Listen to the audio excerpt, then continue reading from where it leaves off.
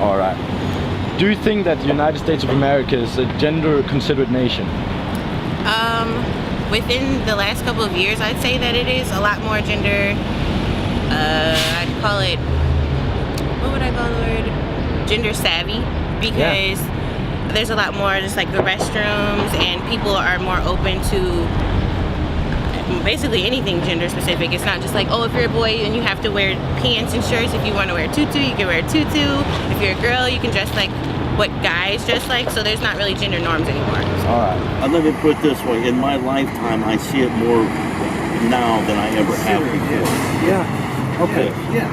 I kind of do. I mean, I think it is somewhat accepted when there's gender abnormal. You know, I'm going to call them abnormal.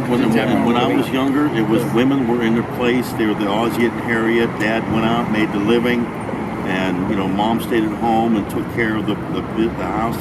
And when it came to equality, work with women, they were always subordinate. But now I see, things are better for women now than they were 30 or 40 years ago. But if you're saying it's equal, it's not equal. No, considering. I think that we're becoming a more gender-considerate nation. I think that as we become a more progressive society, I think we are then becoming more gender-considerate. I think it accepts all gender equally without any kind of discrimination. That's I feel, yeah.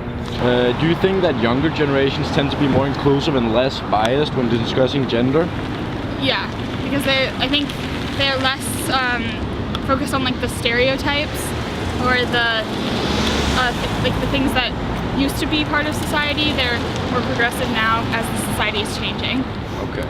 I would say it depends on their upbringing in the household, because some households are open to more, I'd say, less traditional values, and they're open to more gender neutral. Whereas in some homes, you're supposed to act like a boy, whatever the boy gender specifics are, you're supposed to do that. Whereas in some households, they don't mind. What aspects of society do you think influence gender or the view on gender the most? Media. People there are different people in the society. So, and people have their own. Some people are very judgmental. Like they judge the people, even though they don't know the reality, but they just judge by, oh, this is a girl, this is a boy, this is a male, this is a female. So yeah, it depends on a person to person. Okay. Yeah. I'd say media, social media for sure. As a former teacher, all of my students, if you have the students that are they have gender specific roles, and then you have the students that hang out with whoever likes to do whatever they like to do. So I think that media is the biggest thing that has an impact on the younger population. I think just like the political movements and having people be like looked at politically, and like the Women's March and all of that, and who's becoming like how many women are now in the House of Representatives and the Senate and all that. How do you think social media impacts how people view gender identity?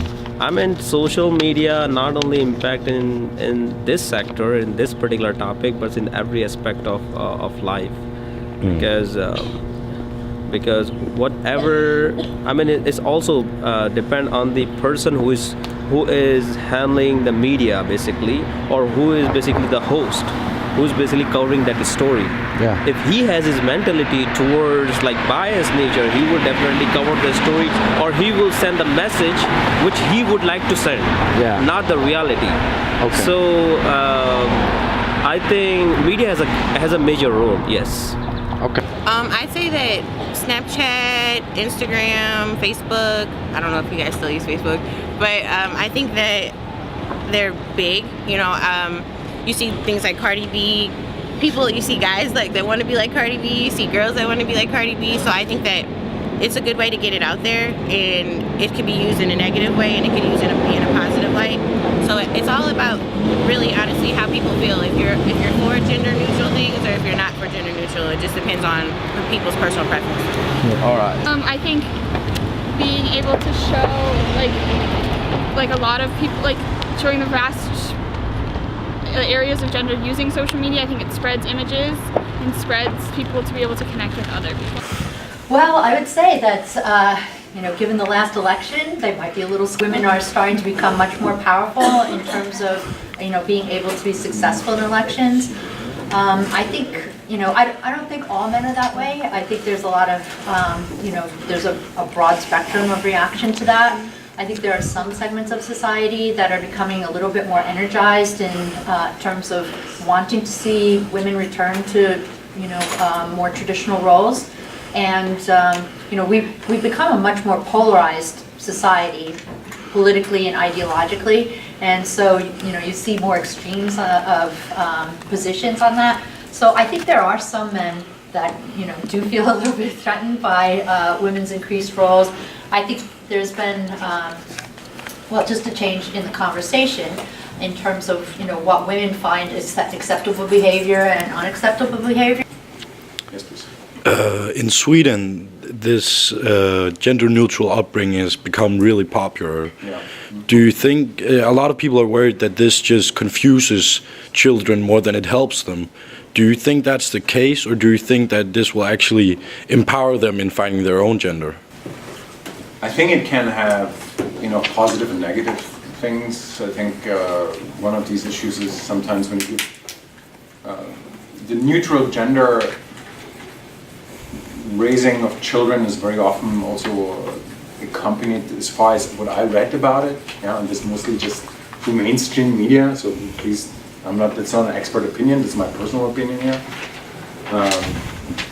Where I feel very often these parents want to give their kids freedom, but at the same time they're also very, very controlling. There's kind of a little bit of this helicopter parent thing going on. They're saying, hey, but let my child be in a certain way. They're very, very protective of their kids. So I don't know if it's true freedom, and this is also most likely different from parent to parent. Yeah, so it's difficult to generalize. But I've seen this kind of thing. There's a certain sensitivity to kind of really raise their children with a certain level of freedom, but often it's kind of, to me, not that kind of freedom that I would call freedom. It's more like some going with the times, and we have to kind of, I have to be afraid, I'm afraid I'm kind of, my child maybe wants to, let's say biologically a boy, actually wants to be a girl, and I want to give this person the choice. I mean, we have to understand that children, when they're 2 years old, and forgive me here what I'm saying, but they're basically not human beings yet. Yeah? They're like eating and shitting machines.